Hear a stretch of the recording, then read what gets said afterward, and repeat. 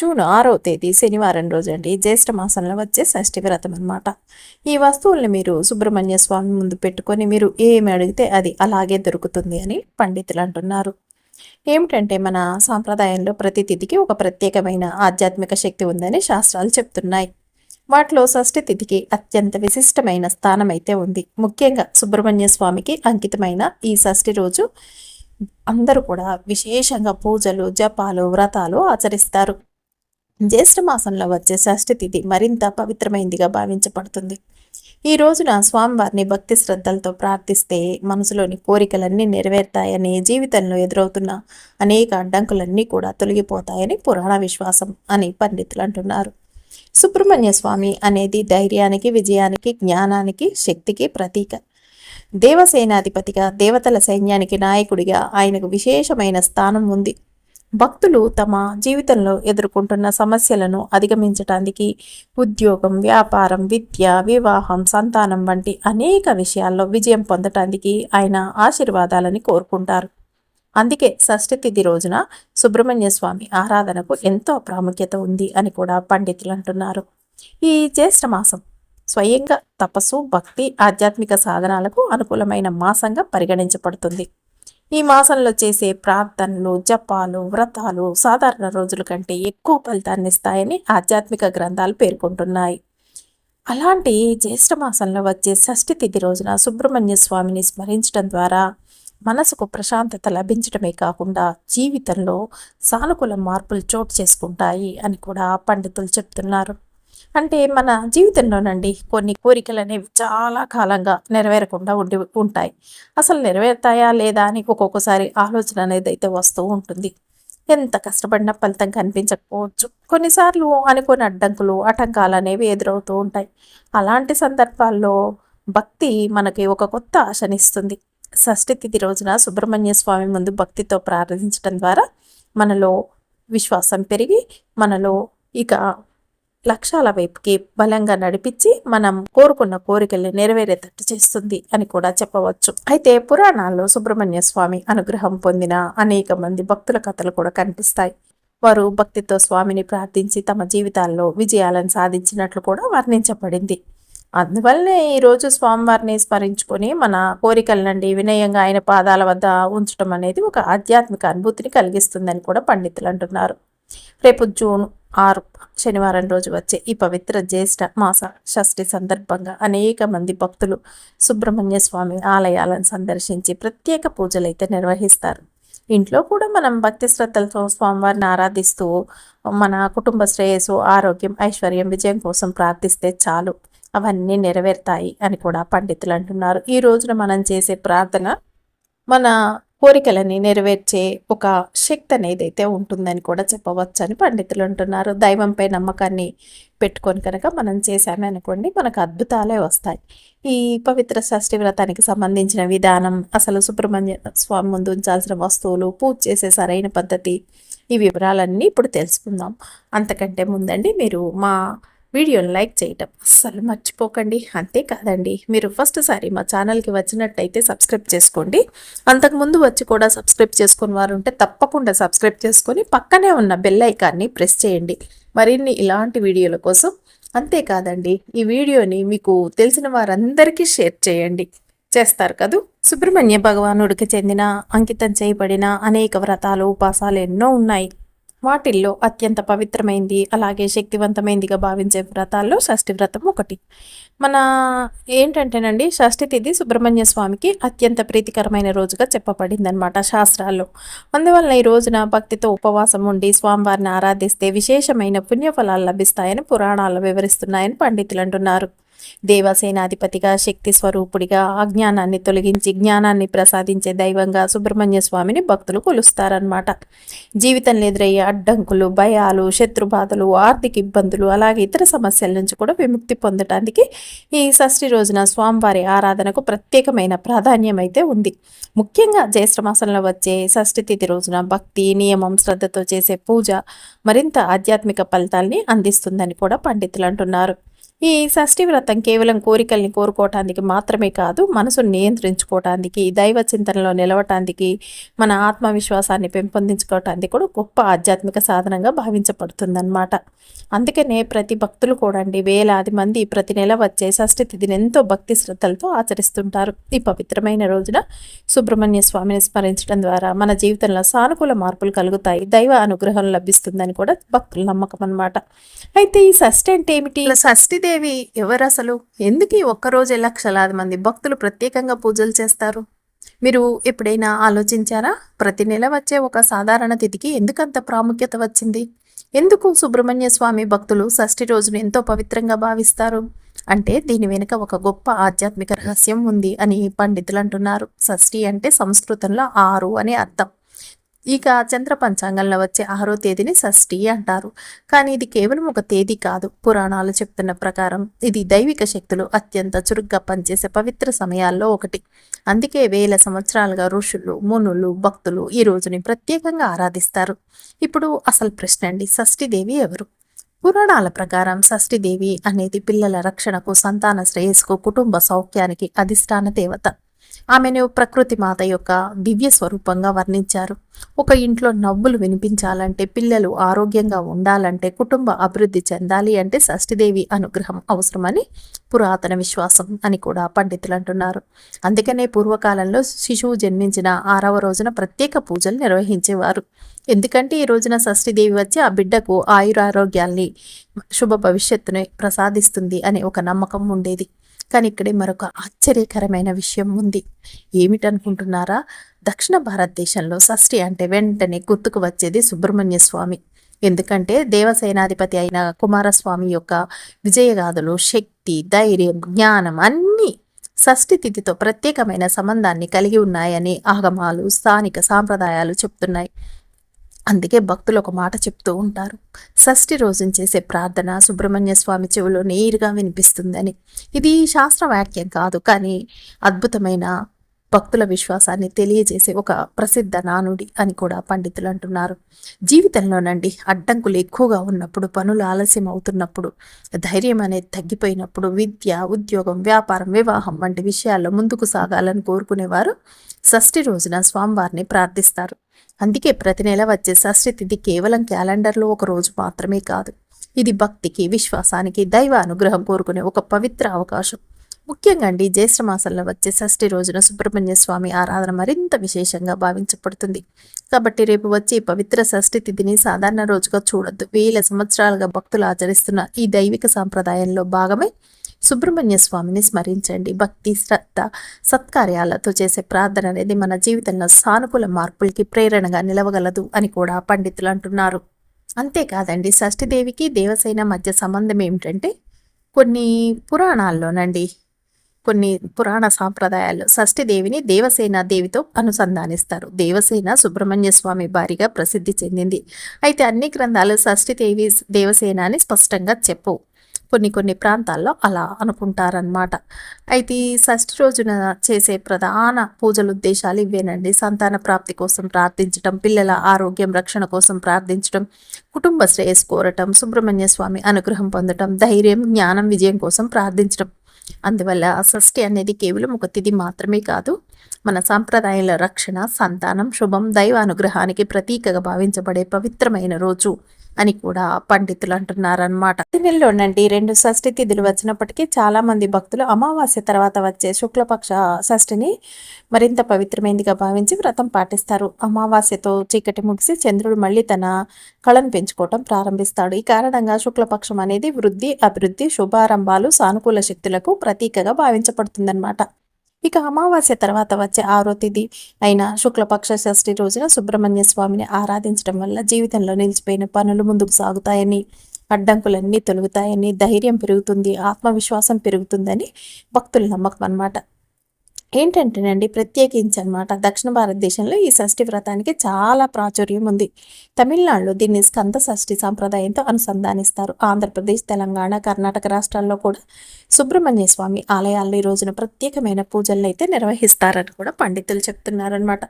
ఈ రోజున భక్తులు ఉపవాసం ఉండటం, సుబ్రహ్మణ్య అష్టోత్తరం, సుబ్రహ్మణ్య ఇంకా అష్టోత్తరాలతో పాటు కథలు, స్కంద సూత్రాలు పఠించడం, స్వామివారికి పాలు, పుష్పాలు సమర్పించడం వంటి ఆరాధనలు చేస్తారు. దీని ద్వారా స్వామివారి అనుగ్రహం లభించి జీవితంలోనండి శుభ ఫలితాలు కలుగుతాయని కూడా చెప్పవచ్చని పండితులు అంటున్నారు. అయితే ఒక విషయం గుర్తుంచుకోవాలండి.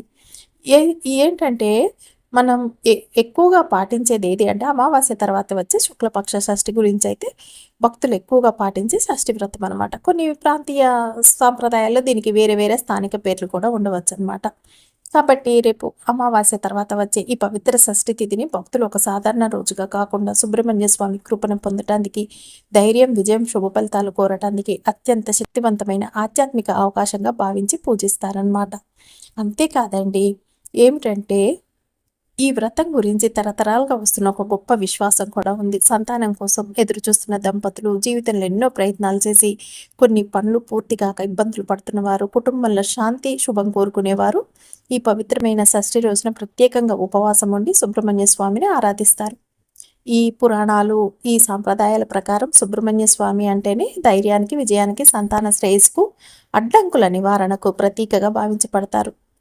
అందువలన షష్ఠి రోజున స్వామివారిని భక్తి శ్రద్ధలతో పూజిస్తే దైవానుగ్రహం లభించి, ముఖ్యంగా అండి సంతాన సౌభాగ్యం కోసం ప్రార్థించే దంపతులు ఈ రోజున ఉపవాసం ఉండి స్వామివారి ఆలయాన్ని దర్శించి తమ కోరికను వినయంగా సమర్పిస్తారనమాట. ఇది కేవలం నేటి ఆచారం కాదు, 100 సంవత్సరాలుగా కొనసాగుతున్న ఒక ఆధ్యాత్మిక సాంప్రదాయం అని కూడా పండితులు అంటున్నారు. ఎందుకంటే షష్ఠిదేవి పిల్లల రక్షణకు, సంతాన శ్రేయస్సుకు అధిష్టాన దేవతగా భావించబడుతుంది. ఇక సుబ్రహ్మణ్య స్వామి దైవిక శక్తి, జ్ఞానం, విజయానికి ప్రతీకగా పూజించబడతారన్నమాట. ఈ కారణంగానే షష్ఠి తిథి రోజున వీరి ఆరాధనకు ప్రత్యేకమైన స్థానం ఏర్పడుతుంది. అనేక కుటుంబాల్లో పిల్లలు ఆరోగ్యంగా ఉండాలి, వారి భవిష్యత్తు మంచిగా ఉండాలని కోరుకుంటూ ఈరోజు ప్రత్యేకమైన పూజలు, ప్రార్థనలు చేస్తారన్నమాట. అలాగే జీవితంలో కొన్ని పనులండి ఎంత ప్రయత్నించినా పూర్తిగా ఉద్యోగాలు ఆలస్యంగా రావటం, వ్యాపారంలో పురోగతి లేకపోవటం, వివాహం ఆలస్యం కావటం, ఆర్థిక ఇబ్బందులు కొనసాగటం వంటి సమస్యలతో చాలామంది బాధపడుతుంటారు కదా. అటువంటి సందర్భాలు ఈ షష్ఠి వ్రతం ఆచరించి సుబ్రహ్మణ్య స్వామిని ప్రార్థించడం ద్వారా ఏమవుతుందంటే ఈ కోరికలన్నీ కూడా నెరవేరుతాయి అని కూడా పండితులు అంటున్నారనమాట. అందుకే షష్ఠి వ్రతం కేవలం ఒక ఉపవాసం మాత్రమే కాదు, ఏమిటంటే ఒక నియమం ప్రకారం ఆధ్యాత్మిక సాధనగా చేసుకుంటూ వెళ్తే కనుక ఇక మనకి అన్ని కోరికలు అనేవి నెరవేరుతాయి అని చెప్పి భక్తులు విశ్వసిస్తుంటారని పండితులు అంటున్నారనమాట. అందుకని ఈ షష్ఠి వ్రతం రోజండి సుబ్రహ్మణ్య స్వామిని స్మరించుకుంటూ పూజలు చేస్తే అన్ని రకాల కష్టాలు తొలగిపోతాయి అని కూడా పండితులు అంటున్నారనమాట. ఏంటంటేనండి, పురాణాల్లో సుబ్రహ్మణ్య స్వామి దుష్టశక్తుల్ని సంహరించి దేవతలకు విజయాన్ని అందించిన దేవసేనాధిపతిగా వర్ణించబడ్డారు. ఈ కారణంగానే మన జీవితంలో ఎదురయ్యే సమస్యలు, ఆటంకాలు, భయాలు, నిరాశలు అన్నీ తొలగిపోవాలని కోరుకునే భక్తులకు షష్ఠి రోజున స్వామివారి కరుణను, శరణను చేరతారనమాట. భక్తుల విశ్వాసం ప్రకారం ఈరోజు చేసే పూజలు అనేవి ఏమిటంటే స్వామివారి యొక్క కరుణ అనేది మన మీదికి వస్తుందన్నమాట. జీవితంలో ముందుకు సాగడానికి కావలసిన ధైర్యాన్ని కూడా ప్రసాదిస్తుందని చాలామంది చెప్తున్నారు చేసిన వారు. అంతేకాదు చాలామంది తమ జీవితాల్లో కొన్ని సమస్యలతో చాలా కాలంగా పోరాడుతుంటారు కదా. ఇక ఈ పోరాటాలు అనేవన్నీ కూడా పోయి వీరు కోరుకున్న గమ్యానికి వీరు చేరుకుంటారు. స్వామివారి జీవితంలో మరింత అభివృద్ధి సాధించాలి, పేరు ప్రతిష్ట పెరగాలి, సమాజంలో గౌరవం లభించాలి, ఉద్యోగం లేదా వ్యాపారంలో ఉన్నత స్థాయికి చేరుకోవాలి, మన కృషికి తగిన గుర్తింపు రావాలి అని కోరుకునే అనేక మంది భక్తులు ఈ శుక్లపక్ష షష్ఠి వ్రతాన్ని ఎంతో భక్తి శ్రద్ధలతో ఆచరిస్తారనమాట. అందుకనేనండి ఈ అమావాస్య తర్వాత వచ్చే శుక్లపక్షంలో షష్ఠి తిథిని చాలా ప్రాంతాల్లో ప్రత్యేకంగా భావిస్తారు. ఎందుకంటే చంద్రుడు తన కళను పెంచుకుంటూ వెళ్లే కాలం కాబట్టి వృద్ధి, పురోగతి, అభివృద్ధికి సంకేతంగా పరిగణించబడుతుందన్నమాట. మీరు రేపు ఈ విధంగా పాటిస్తే కనుకండి ఈ పరిహారాన్ని మీ అప్పుల సమస్యల నుంచి మంచిగా బయటపడతారు. అంతేకాదు డబ్బు కూడా చాలా అంటే చాలా సంపాదించగలుగుతారు. సాధారణంగా ఉన్న మీ జీవితాన్ని మీరే అద్భుతంగా మార్చుకోవచ్చు. అటువంటి షష్ఠి వ్రతానికి సంబంధించింది రోజు అనమాట రేపు. కాబట్టి జూన్ 6వ తేదీన ఈ షష్ఠి వ్రతాన్ని మీరు చేసుకోండి. అయితే జూన్ 5వ తేదీ రాత్రే మీకు షష్ఠి ప్రారంభం అవుతుంది. అది ఎల్లుండి వరకు ఉంటుందండి, రేపే కాదు. ఇక 7వ తారీఖు వరకు ఉంటుందన్నమాట. ఏ టైంకి మొదలవుతుంది అంటే 1:21 తర్వాత నుంచి రేపు ఎల్లుండి 2:41 పొద్దున్న వరకు ఉంటుందండి ఈ షష్ఠి. అంటే రేపు శనివారం రోజు మీరు ఉదయం నిద్ర లేచినప్పటి నుంచి ఎల్లుండి పొద్దున 2:41 వరకు అనమాట ఈ షష్ఠి తిథి అనేది ఉంటుంది. కాబట్టి మీరు శనివారం రోజు ఉదయం పొద్దున రాహుకాలం, మధ్యాహ్నం యమగండం ఇవన్నీ కూడా సమయాల్ని తప్పించి మిగతా సమయాల్లో మీరు సుబ్రహ్మణ్య స్వామి కోసం పూజ చేసుకోవచ్చు. ఉదయం పూజ చేయాలనుకుంటేనండి చాలా మంచి సమయం ఏదంటే ఉదయం 10:30 నుంచి 11:30 వరకు ఈ గంట అనేది చాలా గొప్ప బంగారు సమయం అని కూడా చెప్పవచ్చు అనమాట. ఈ సమయంలో మీరు పూజ చేసుకున్నా మంచిది. అయితే సాయంత్రం పూజ చేయాలనుకుంటే సాయంత్రం 6:30 నుంచి 7 గంటలకండి ఎప్పట్లాగే ఇంట్లో దీపం వెలిగించి పూజ చేసేయచ్చు అనమాట. మీరు సుబ్రహ్మణ్య స్వామి తీపి పదార్థాలు చాలా ఇష్టపడతారు కాబట్టి కలాకండు, పాలు, చక్కెర పొంగలి, కేసరి వంటి నైవేద్యాన్ని చేసి సమర్పించవచ్చు. పెద్దగా కష్టపడని అవసరం లేదు. ఇక సాధ్యం కాని వారు సులభంగా ఒక గ్లాస్ పాలు కూడా సుబ్రహ్మణ్య స్వామికి పెడితే అద్భుతంగా మనస్ఫూర్తిగా స్వీకరిస్తారు స్వామివారు అని కూడా పండితులు అంటున్నారనమాట. రేపు షష్ఠి వ్రతం రోజు మనం ముఖ్యంగా చెప్పుకున్నాం కదా, అప్పులకి సంబంధించిన సమస్యలు, ఆర్థిక సంబంధిత సమస్యలకు ఎక్కువ ప్రాధాన్యత ఇవ్వాలన్నమాట. అలాగే పూజలో ఇప్పుడు మనం చెప్పబోయే ఈ ఒక్క పూజ అనేది చాలా ముఖ్యమన్నమాట. ఈ పదార్థాలన్నీ మీరు రోజు ఇంట్లో వాడేవే, ఇంట్లో ఉండే వస్తువులేనండి. ఒకవేళ ఇంట్లో లేకపోయినా ఇంటి పక్కన ఉన్న దుకాణాల్లో అయినవి సులభంగా కొనుక్కొని తెచ్చుకోగలిగే వస్తువులే అనమాట. అందులో ముఖ్యమైనది మొదటి వస్తువు వచ్చేసి తమలపాకండి. తమలపాకు అనమాట. ఈ తమలపాకును తీసుకోవాలి. ఈ తమలపాకుకు ఒక అతీతమైన శక్తి అయితే ఉంది. ఏమిటో తెలుసా అండి? వశీకరణ శక్తి అధికంగా ఉండే వస్తువు తమలపాకు అని కూడా పండితులు అంటున్నారు. వశీకరణ అంటే తప్పుడు అర్థం కాదు. కులదైవాన్ని మీ వైపుకి ఇంకా ఉంచేది ఈ వశీకరణం అనమాట. ఇలాంటి ఆకులు పెట్టి చేసినప్పుడు దైవ ఆరాధన అనేది మరింత పటిష్టంగా మనకి సిద్ధిస్తుంది అనమాట. అంతేకాదండి, తమలపాకులో త్రిమూర్తుల శక్తి ఉంటుందని అందువల్ల ఎటువంటి శుభకార్యానికైనా దైవ ప్రార్థనలకైనా ఇది మూలమని కూడా నమ్మకం అన్నమాట. ఏంటంటే మీ ఇంట్లో శాంతి, సంపద, దైవ అనుగ్రహం మీ నియంత్రణలో ఉండటానికి ఈ పరిహారం ఒక మార్గంగా పనిచేస్తుంది. దాంతోపాటు ఒక రూపాయి కాయిన్ అనేది తీసుకోండి. అది కూడా మంచి నీట్గా ఉండేటట్టు చూసుకోండి. కడిగి పెట్టేసుకోండి. తమలపాకు కూడా అండి, మీరు మంచిగా ఉన్న తమలపాకును తీసుకోండి. చిరిగిపోయింది కానీ మచ్చలు మరకలు ఉంది కానీ అస్సలు వద్దు. ఒక మంచి తమలపాకు అనేది తీసుకోండి. తీసుకున్న తర్వాత ఒక రూపాయి నాణ్యం తీసుకోండి అనమాట. ఇందులో ఒక అల్లం ముక్క మాత్రం తీసుకోండి. అంటే అల్లం కంటే కూడా అండి, మీరు మీ పక్కన మామూలుగా మందుల షాపులు నాటు ఉంటాయి, వాటిలలో లేదా మామూలుగా సూపర్ మార్కెట్లలో అయినా సొంటి దొరుకుతుంది చూడండి. ఈ సొంటి ముక్క అనేది ఒకటి తీసుకోవచ్చు అనమాట. మీరు ఈ సొంటిని తీసుకొని మీరు పొద్దున్న చేస్తేనేమో 10:30 నుంచి 11:30 వరకు అండి. ఇక 1 గంట టైం. సాయంత్రం చేస్తేనేమో 6:30 నుంచి 7 గంటలకి చేసుకోవాలన్నమాట. ఇవన్నీ కొనుక్కొని వచ్చి ఉన్నాయనుకోండి పర్వాలేదు. లేదా మీ ఇంట్లో లేకపోతే కనుక మీరు వాటిని తీసుకొని కొనుక్కోరండి. కొనుక్కొచ్చి శుభ్రం చేసండి. దాని మధ్యలో సుబ్రహ్మణ్య స్వామికి సంబంధించిన కోణాలు త్రిభుజం అనమాట. ఈ కోణాలని త్రిభుజాన్ని శరవణ భవ అని రాయవచ్చు అనమాట. ఇది ఒక ఏంటంటే కోణాల త్రిభుజం అనమాట. అయితే మీరు దీన్ని ఎలా రాస్తారు అంటే కొద్దిగా పసుపు తీసుకొని ఆ పసుపులో నీళ్లు కలిపి దాంతో ఈ విధంగా వేయండి. పసుపుని ముద్దలాగా చేసిన తర్వాత తమలపాకు మధ్యలోనండి త్రిభుజాకారంలో గీసేయండి. ఏంటంటే ఇది సుబ్రహ్మణ్య స్వామి చిహ్నం అనమాట. దీన్ని ఏంటంటే కృతిక నక్షత్రంలో కూడా ఇలాగే చేస్తారు. మీరు తమలపాకు మధ్యలో ఈ దీర్ఘ చతురస్రాకారంలాగా గీయాలన్నమాట. ఏంటంటే మనం పసుపు ఉపాసాల కోసం గుళ్ళల్లోనండి పసుపును ఉపయోగించి వాడతారు కదా. ఇలా గీసిన తర్వాత ఒక గీతను గీయాలి. మీరు చుట్టూ ఇట్లా మూలలండి గీతల్లా గీసి కుంకుమతో మీరు దీన్ని కలపాలన్నమాట. దీన్ని తయారు చేసి సిద్ధంగా ఉంచుకోండి. తర్వాత ఒక రూపాయి నాణాన్ని తీసుకొని ఒక సొంటి ముక్కను కూడా తీసుకోవాలన్నమాట. ఈ వస్తువులన్నీ మీ ఇంట్లో పూజా గదిలో ఉంచి చేయండి. సుబ్రహ్మణ్య స్వామి ఫోటో ఉంటే మీరు దాని ముందు తప్పకుండా దీపాన్ని వెలిగించండి. లేకపోతే మామూలుగా మీరు మీ దేవుళ్ళ ముందు దీపాన్ని వెలిగించి పెట్టుకున్నా సరిపోతుంది. మీరు దీపాన్ని వెలిగించిన తర్వాత అంటే దాని ముందు ఒక పళ్ళెని లేదా వస్త్రాన్ని ఉంచండి. ఉంచి ఈ తమలపాకును పెట్టి ఈ త్రిభుజాన్ని గీయాలన్నమాట.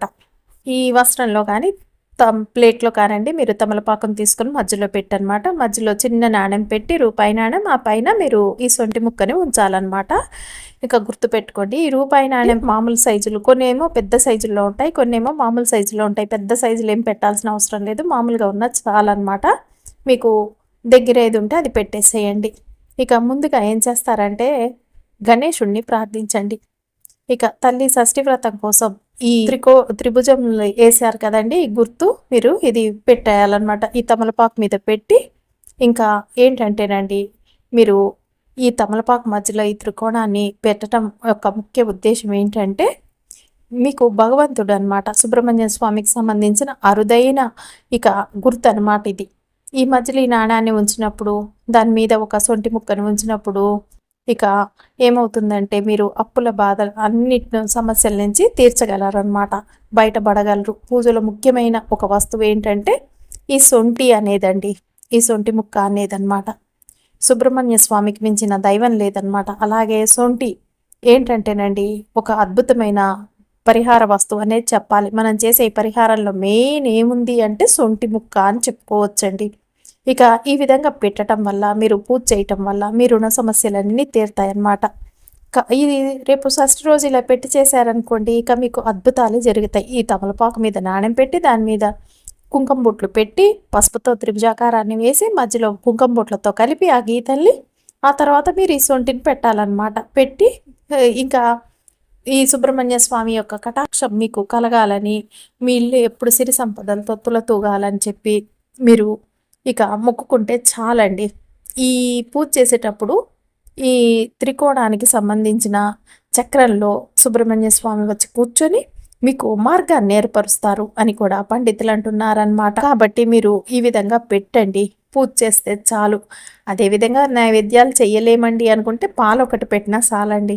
మంత్రాలు పూజలు మరేం చేయని అవసరం లేదనమాట. స్త్రీలు పురుషులు పెద్దలు పిల్లలు ఎవరైనా సరే మీరు ఈ పరిహారాన్ని చేయొచ్చు. ఎటువంటి వీళ్ళే చేయాలి వాళ్ళే చేయాలని లేదనమాట.